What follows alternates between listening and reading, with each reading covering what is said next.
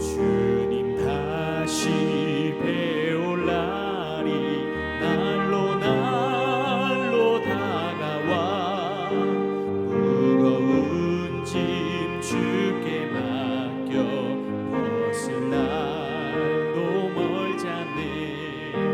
나를 위해 예비하신 고향 집에 돌아가 아버지의 품 안에서 영원토록 살리라.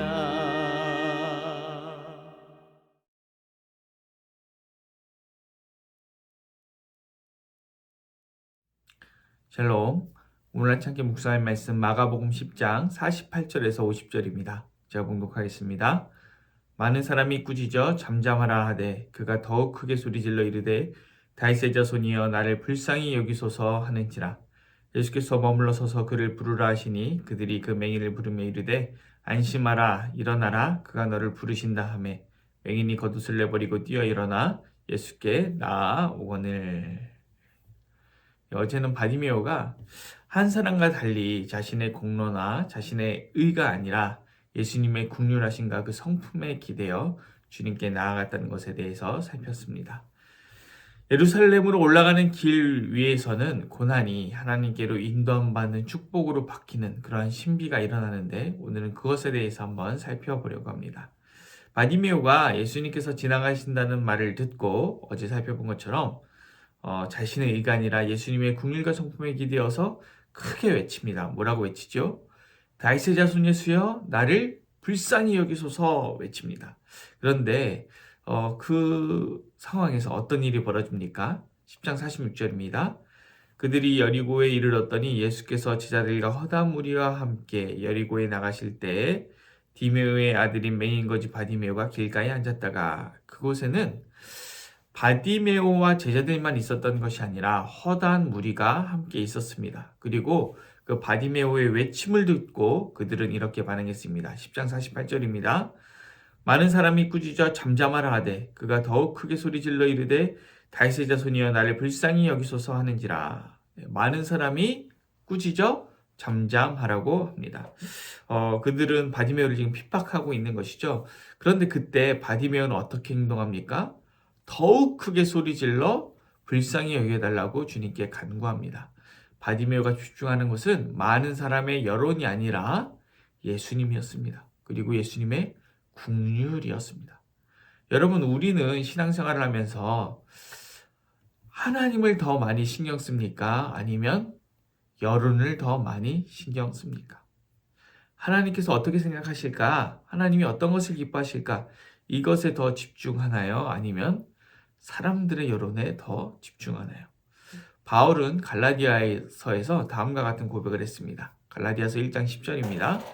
이제 내가 사람들에게 좋게 하랴 하나님께 좋게 하랴 사람들에게 기쁨을 구하랴 내가 지금까지 사람들의 기쁨을 구하였다면 그리스도의 종이 아니니라. 바울은 내가 만약 사람의 기쁨을 구했다면 그리스도의 종이 아니라 이렇게 말합니다. 이 코로나 시기가 거의 끝났는데 지금 뭐 다시 재확산되고 있지만 치명률이 워낙 낮아서 이제는 크게 이슈가 되지 않는 것 같습니다. 이 코로나 시기에 교회가 여론에 의해서 많은 비난을 받았습니다. 코로나 초기에 저희 교회는 성지순례를 준비하고 있었습니다. 출국일이 얼마 남지 않았는데 당시 연합뉴스라는 언론에서 카톨릭 성지순례 여행객이 이제 이스라엘에 다녀왔습니다. 그런데 그때 당시 이스라엘은 코로나 청정국이었습니다. 감염이 전혀 없었고 또 다녀와서도 잠복기간이나 격리기간이 충분히 지난 후였는데 그 이후에 코로나에 감염되었습니다. 그런데 마치 종교적인 이유로 성지순례를 다녀와서 코로나를 퍼뜨린 것처럼 보도했습니다. 이것 때문에 굉장히 부정적인 여론이 퍼졌고 저희 교회도 그래서 그때 당시 성지순례를 갈 수 없게 되었습니다. 그때 당시 제가 연합뉴스에 항의 전화까지 했었던 것이 기억이 납니다. 이렇게 부당하게 여론이 교회를 핍박하기도 하죠. 술집과 사우나를 통해서 코로나가 지속적으로 퍼지는 것이 분명했고 또 심지어 질병관리청에서 직접 마스크를 쓰고 예배드릴 경우 감염되지 않는다. 그것이 분명하다라고 과학적으로 발표까지 했음에도 불구하고 언론은 계속해서 교회를 공격했습니다. 코로나 기간만 예배드리는 것 하나 못 참냐 이런 여론이 형성되었는데 코로나 기간 동안에 술 먹고 여성 종업원이 나오는 술집에서 유흥을 즐기고 사우나를 가는 것보다 예배드리는 것이 더 악한 것처럼 그렇게 욕을 먹게 되었죠. 우리가 잘못한 것에 대한 정당한 비판은 언제나 받아들여야 하지만 부당한 비판까지 교회가 받아들여서 지나치게 위축될 필요가 없는데 그때 당시 오랜 기간 너무 지속적으로 그런 여론이 있기 때문에 상당히 교회가 위축되었습니다. 반면 바디메오는 무리들로 인해서 위축되지 않았습니다. 갑자기 의기소침해져서 더 이상 주님을 부르지 않거나 목소리가 작아지지 않았고 오히려 더 목소리를 높여서 예수님의 긍휼하심을 구했습니다. 또 바디메오가 무리들에게 나에게 소리치지 마시오. 나를 방해하지 마시오. 이렇게 무리들을 향해서 소리를 지르거나 그 무리들을 공격하거나 비난하지도 않았습니다. 왜냐하면 바디메오가 무리를 이길 수도 없을 뿐더러 사실은 의지할 대상이 주님밖에 없기 때문에 더욱더 주님을 의지한 것이죠. 이것이 오늘 우리에게 정말 필요한 모습이라고 생각합니다. 우리가 한국 정치에 대해서, 한국 사회에 대해서 언론이 문제란 말을 많이 하죠. 여당도 야당도 다 언론이 부당하게 자신들을 비판한다고 말하죠. 그래서 야당은 언론이 여당 편이라고 하고 여당은 언론이 야당 편이라고 합니다. 그렇죠. 여당이라고 할지라도 집권 여당이라 할지라도 또 거대 야당이라고 할지라도 언론을 이길 수가 없습니다. 그런데 우리가 언론을 상대하고 이길 수 있을까요? 우리에 대한 부정적인 여론이 생기는 것을 막을 수가 있을까요? 초기 교회에는 성찬에 이런 표현이 있죠. 피와 살을 먹는다는 표현이 있기 때문에 인육을 먹는다라는 오해가 이제 루머로 퍼지기도 했었습니다. 그런데 어떻게 극복했습니까? 교회가 교회의 순수성을 유지하고 또 이웃사랑의 정신을 잘 실천함으로 그 모든 것을 극복했고 오히려 교회가 칭찬받는 교회가 되었습니다. 저는 이 바디메오에 대한 말씀 다시 한번 살펴보면서 제가 연합뉴스에 항의 전화했던 것을 조금 뉘우치고 회개하게 되었습니다. 당장의 성지순례는 못 가게 되었지만 다시 주님의 은혜를 구하면서 잘 준비하면 되는 것이죠.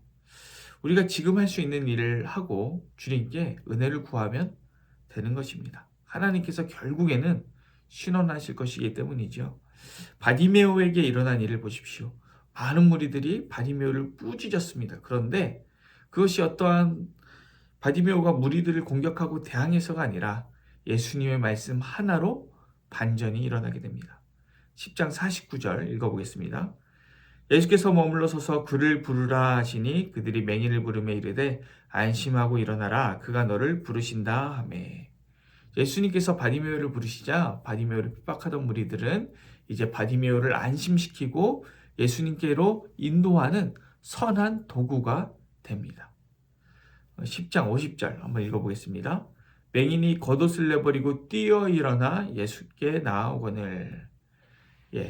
이제 이 맹인인 바디메오가 겉옷을 내버리고 뛰어 일어나 예수님께 나아갑니다. 어떻게 가능할까요? 그는 맹인입니다. 주변을 둘러싸고 있던 무리들이 바디메오와 예수님 사이에 인도자가 되어 주었기 때문에 이러한 일이 가능한 것이죠. 예수님의 말씀 하나로 모든 상황이 바뀌었습니다. 바디메오를 공격하던 무리들이 오히려 바디메오를 돕는 역할로 바뀌게 된 것이죠. 우리도 우리의 인생 가운데 이 바디메오를 둘러싼 무리들의 공격처럼 또 코로나 시기 언론들이 또 교회를 공격했던 것처럼 이러한 공격과 고난들이 반드시 오게 됩니다. 그럴 때 보통 우리들은 어떤 선택을 하나요? 보통 두 가지 선택을 하죠. 그 어려움으로 인하여 위축되어 아무것도 하지 못하거나 또는 그 어려움을 이겨낼 능력이 없으면서 그 어려움을 대항하여 공격하는 것. 이 두 가지를 선택합니다. 하지만 바디메오가 선택한 세 번째 방법은 무엇입니까? 바로 예수님을 의지하는 것이었습니다. 더 큰 소리로 예수님께 도움을 구하는 것이었습니다. 이 예수님의 말씀 한마디에 모든 상황에 반전이 일어나고 공격하던 무리들이 돕게 되는 그런 은혜를 누리게 된 것이죠. 우리 또한 오직 예수님만 의지할 때 우리가 겪는 모든 어려움에 반전이 일어날 줄로 믿습니다. 오직 예수님만 의지할 때 모든 어려움이 사라지고 그 어려움과 고난이 도리어 우리를 돕는 도움으로 바뀌는 놀라운 기적을 우리의 신앙 가운데 인생 가운데 체험하기를 간절히 소망합니다. 오늘 하루 분명히 나에게 기분 나쁜 일, 안 좋은 일, 어려운 일 생길 수 있습니다. 그때 낙망하거나 의기소침해지거나 그 어려움을 이겨낼 능력이 없으면서 맞서 싸우다 넘어지는 것이 아니라 모든 상황을 반전시킬 능력이 있는 예수님을 의지하는 하루 되었으면 좋겠습니다. 기도하겠습니다. 사랑하신 하나님, 그렇습니다. 아버지 하나님, 우리의 인생 가운데 늘 어려움이 닥치고 고난이 닥칩니다. 그것 때문에 우리가 의기소침해지거나 또는 그 어려움에 맞서 싸우는 것이 아니라 모든 상황을 주관하시는 우리 주님을 의지하고 붙을 때 그 상황에 반전이 일어나고 오히려 그 고난과 어려움들이 나를 돕고 나를 주님께로 인도하는 선한 도구가 되는 일이 벌어짐을 우리가 알게 하시고 또 그러한 것들을 체험할 수 있도록 인도하여 주시옵소서. 감사를 드리며 예수님의 이름으로 기도드립니다. 아멘. 오늘 도구 기도는 양육 프로그램을 통한 영적 성장을 위해서 기도하겠습니다. 우리 양육 가정들을 위해서 그리고 이것들을 통하여서 우리 성도들이 귀한 영적 성장을 이룰 수 있도록 기도합니다. 이어서 기도하실 때 우리 교회를 위해서 기도합니다. 우리 삼층교육관 리모델링 이제 비품들이 들어오는 일들이 남았는데 그 모든 과정 또 재정 문제 이런 것들이 잘 해결될 수 있도록 기도해 주시고 또 이 삼층교육관 리모델링을 위해서 수고하고 애쓰신 분들을 위해서 기도해 주십시오. 또 우리 담임 목사님 영육간의 강건함을 위하여서 교역자들을 위해서 그리고 여러 가지로 교회에 섬기고 애쓰시는 분들을 위해서 그리고 타지에 있는 우리 자녀들과 아픔 가운데 있는 성도들을 위해서 기도합니다. 또 이어서 기도하실 때 우리 세계 평화를 위해서 열방 선교를 위해서 또 한국교회와 나라 민족을 위해서 기도하신 후 우리 개인의 기도 제목을 가지고 자유롭게 기도하겠습니다. 기도합니다.